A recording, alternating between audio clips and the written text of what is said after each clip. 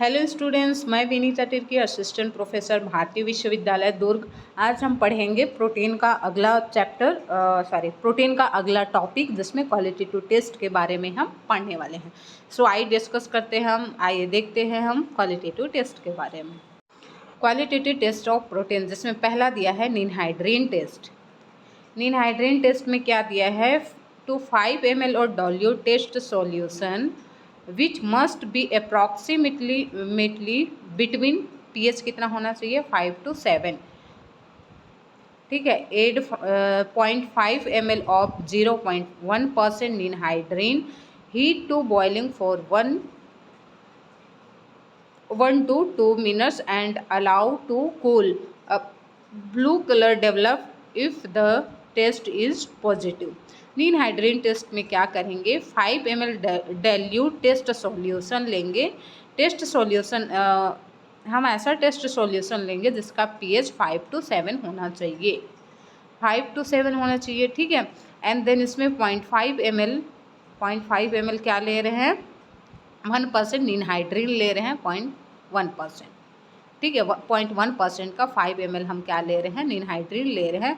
उसके बाद 1 से 2 मिनट के लिए हम हीट कर रहे हैं। हीट करने के बाद उसको कूल करने हैं। कूल करने के बाद उसमें कलर आएगा, मीन्स रिजल्ट आएगा ब्लू कलर। ब्लू कलर अगर आता है तो इससे क्या पता चलेगा कि इसमें प्रोटीन है। नेक्स्ट है जेंथोप्रोटेक टेस्ट। जेंथोप्रोटेक टेस्ट में क्या दिया है? Add 1 ml of concentrated nitric acid to 2 to 3 ml of test solution in a test tube. हमको क्या करना है? 1 ml लेना है नाइट्रिक एसिड, जो कि कंसनट्रेटेड होना चाहिए, नॉट अ डाइल्यूट। और उसमें से क्या लेना है? और हमको टेस्ट सॉल्यूशन लेना है 2 से 3 ml। टेस्ट ट्यूब में हमने 2 चीज़ ले लिया, एक नाइट्रिक एसिड एंड देन 2 से 3 ml हमने टेस्ट सॉल्यूशन ले लिया। टेस्ट सॉल्यूशन लेने के बाद हमको क्या मिलेगा? वाइट पीपीटी फॉर्म होगा, प्रेसिपिटेट मिलेगा, विच अपॉन हीटिंग टर्न्स येलो। मतलब अब क्या पीपीटी मिला हमको वाइट कलर का। अब हमको थोड़ा सा उसको हीट करना। हीट करने के बाद अगर येलो कलर आता है देन फिर फाइनली डिज़ोल्व हो गया, हम समझेंगे। डिज़ोल्व होने के बाद क्या दिया है? Imparting to the solution and yellow colour. उसके बाद येलो कलर प्रॉपर दिखाई देगा। कूल करने के बाद केयरफुली हमको क्या ऐड करना है? अमोनियम हाइड्रोक्साइड, जो कि कंसनट्रेटेड, और सोडियम हाइड्रोक्साइड भी ऐड कर सकते हैं। इसके बाद जो येलो कलर होगा वो ऑरेंज कलर में चेंज हो जाएगा। इससे हमको क्या पता चलेगा कि इसमें जेंथोप्रोटेक टेस्ट कर रहे हैं वो सही है, और इसमें हमको क्या पता चलेगा कि प्रोटीन प्रेजेंट है। नेक्स्ट दिया है बायोरेट टेस्ट। बायोरेट टेस्ट, इसमें हमको गिवन सैंपल, जो दिया गया सैंपल है उसमें से उसको हमको लेना है। लेने के बाद उसमें 2 ml सोडियम हाइड्रोक्साइड, इसमें लिखा गया है 2 ml हमको सोडियम हाइड्रोक्साइड सॉल्यूशन लेना है। लेने के बाद 5 से 6 ड्रॉप हमको कॉपर सल्फेट लेना है, जिसका कॉपर सल्फेट का एक सॉल्यूशन रहेगा, उसमें से हमको लेना है 5 से 6 ड्रॉप। लेने के बाद उसमें कौन सा कलर दिखा है? ब्लूइश वायलेट कलर दिखाई देगा। इससे हमको क्या पता चलेगा कि इसमें प्रोटीन प्रेजेंट है। अब बायोरेट टेस्ट सक्सेसफुल है। ठीक है। नेक्स्ट दिया है मिलन्स टेस्ट। मिलन्स टेस्ट में दिया है 2 ml हमको गिवन सैंपल लेना है, एंड देन फिर 2 से 3 ड्रॉप हमको मिलन्स रिएजेंट लेना है। अच्छे से उसको सेक करना है। If there is formation of white PPT, अगर वाइट पीपीटी आ जाता है उससे क्या पता चलेगा कि हाँ हम सही जा रहे हैं। एंड देन चेंज, उसके बाद कलर क्या होगा? ब्रिक रेड में चेंज हो जाएगा। हीट करने के बाद हमारा कलर क्या हो गया? चेंज हो गया। इससे ये पता चलता है कि इसमें प्रोटीन प्रेजेंट है। आगे हम पढ़ने वाले हैं बायोलॉजिकल रोल ऑफ प्रोटीन्स हमारी लाइफ में क्या इम्पोर्टेंस है, एज अ ह्यूमन बीइंग क्यों ज़रूरी है प्रोटीन्स। बायोलॉजिकल रोल देखते हैं। पहला दिया है प्रोटीन एज एंजाइम। प्रोटीन को हम एज अ एंजाइम भी हमारी बॉडी में पाया जाता है, एज अ एंजाइम भी इम्पॉर्टेंट रोल प्ले करता है। देखते हैं। Protein acts as a enzyme and play an important role in the regulation of all the biological process in the body. There are about 2000 different types of enzymes. हम enzymes जैसे आगे चल के पढ़ेंगे, हम एंजाइम्स भी जितने एंजाइम्स जो होते हैं मैक्सिमम प्रोटीन्स के बने होते हैं एक्सेप्ट राइबोजाइम जो कि आरएनए में पाया जाता है, वो प्रोटीन का नहीं बना हुआ होता है। बाकी सब जितना भी हम चाहे वो ट्रिप्सिन पढ़ लें, चाहे वो हम काइनेज स्ट्रेप्टोकाइनेज पढ़ लें, जितने भी एंजाइम्स हम पढ़ेंगे, रेनिन पढ़ लें, ये सब किससे बना हुआ होता है? प्रोटीन्स का बना हुआ होता है। ठीक है, नेक्स्ट पॉइंट दिया है proteins as a hormone. Proteins as a hormone भी यूज़ होता है, जैसे कि रेनिन की बात कर रही थी मैं। रेनिन हमें एज अ एंजाइम्स भी रेनिन पाया जाता है एंड एज अ हार्मोन्स भी यूज़ होता है। इसमें एग्जांपल्स में दिया गया है हार्मोन्स एंड इंसुलिन। जो प्रोटीन्स जो होता है एज अ हार्मोन्स भी यूज़ होता है, हार्मोन्स टाइप से फंक्शन भी हमारे बॉडी में पाया जाता है। थर्ड पॉइंट दिया है proteins as associated with hereditary characters.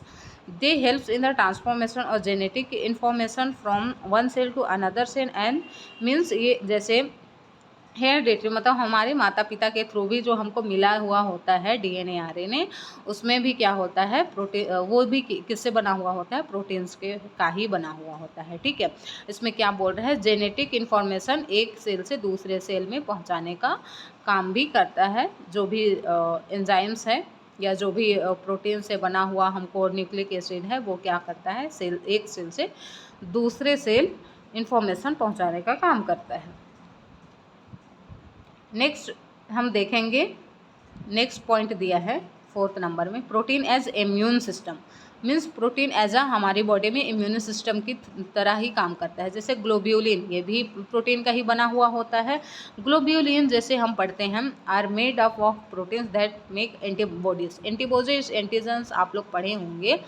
तो जैसे ब्लड चैप्टर पढ़े होंगे लास्ट पिछले साल, तो उसमें आप लोग इम्यूनोग्लोबुलिन्स, एंटीबॉडीज़, एंटीजन्स ये सब पढ़े होंगे। तो ग्लोब्यूलिन्स जो होता है ये प्रोटीन्स का ही बना हुआ होता है।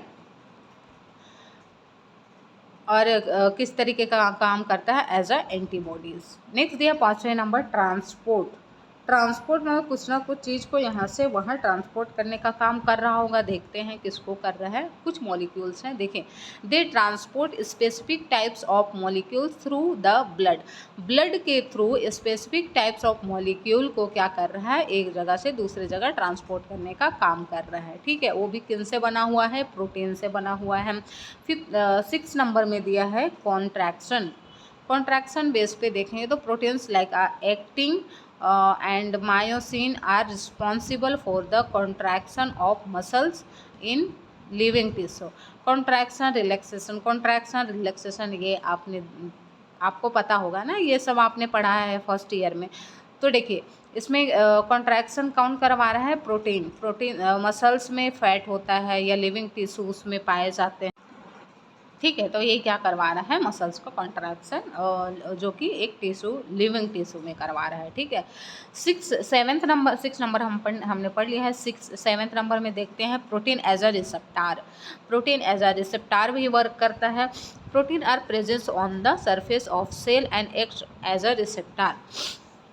देखिए ये सेल है, सेल के सरफेस में पाया जाता है, जो कि एक रिसेप्टार का काम करता है। रिसेप्टार आप लोग कोलॉजी में या फिर कोलॉजी में ही आप लोग पढ़ रहे होंगे अभी। रिसेप्टार क्या होता है, इसका बेसिक चीज़ें तो आप लोगों को पता ही होगा।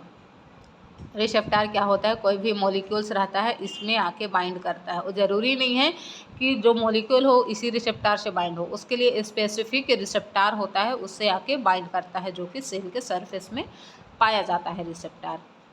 ठीक है, नेक्स्ट दिया है प्रोटीन एज स्ट्रक्चरल मटेरियल। मतलब protein as a structural material भी यूज़ होता है। जैसे hair, nails, wools are made up of keratin sulphate का पाया जाता है। ठीक है, इन बोन में भी कोलेजन प्रोटीन्स पाया जाता है। फाउंड इन कार्टिलेज में भी पाया जाता है। नेक्स्ट दिया है इन सेल मेम्ब्रेन जो होता है वो भी प्रोटीन का ही बना हुआ होता है। जैसे protein are important part of cell membrane like plasma membrane and nuclear membrane. ठीक है, आई होप इतना आप लोगों को समझ में आ गया होगा।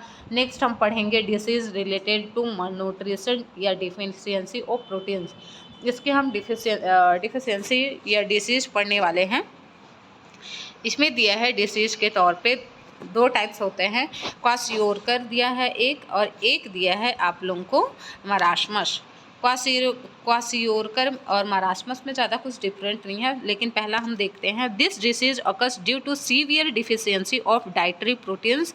ये डाइट के थ्रू जो सीवियर डिसीज़ होता है, ठीक है, डाइट मतलब खाने के थ्रू। The affected person have abnormally thin और weak body parts but have swollen ankles. देखो एंकल्स में क्या हो जाती है, सूजन आ जाती है। फिट एंड बेली में भी आ जाती है।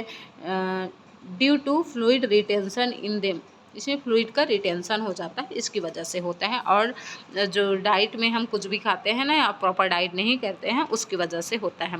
कुछ सिम्टम्स दिया है, loss of weight, growth and, इसमें क्या क्या लक्षण देखने को मिलता है, उसकी वेट नहीं गेन हो रही होती है।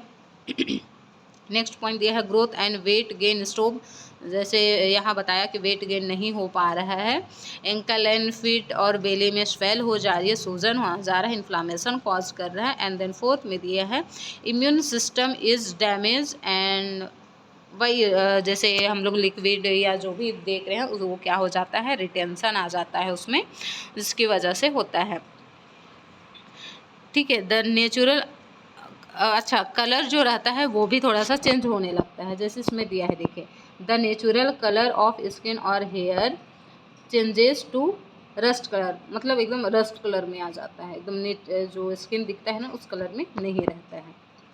नेक्स्ट डे इसका ट्रीटमेंट कैसे किया जा सकता है। इसका ट्रीटमेंट जो है, kwashiorkor can be treated by increasing the proteins in diet. इसके जो ट्रीटमेंट में हम क्या कर सकते हैं कि हम डाइट में जो जैसे खा रहे हैं पी रहे हैं उसमें हम प्रोटीन का इंटेक ज़्यादा से ज़्यादा मात्रा में करें। मरास्मस क्या होता है, this disease occur due to severe deficiency of are all macronutrients, जैसे कि प्रोटीन हो गया, carbohydrate, fats. Children are mostly suffer from this disease, specially ये बच्चों में पाया जाता है। ये प्रोटीन या फैट्स या फिर कार्बोहाइड्रेट्स की जो कमी की वजह से होता है ये डिसीज़ जो है। इसमें भी सेम सिम्टम्स है, loss of weight, growth of weight and gain stop, मतलब ग्रोथ में रिटार्डेशन आ जाना। The natural colour of skin and hair changes to rust colour, जैसे पहले हमने पढ़ा था क्वाशियोरकर में। And then chronic diarrhoea, respiratory infection भी हो सकता है। ट्रीटमेंट में दिया है marasmus can be treated by increasing the proteins, carbohydrate, fat and, इसमें हमको क्या करना पड़ेगा, हमारी जो डाइट में है उसमें प्रोटीन, कार्बोहाइड्रेट, फैट ज़्यादा से ज़्यादा लेना पड़ेगा। ठीक है, ये हमारा हो गया प्रोटीन्स हमारा कंप्लीट हो गया। नेक्स्ट चैप्टर स्टार्ट करेंगे लिपिड्स के बारे में। So thank you so much.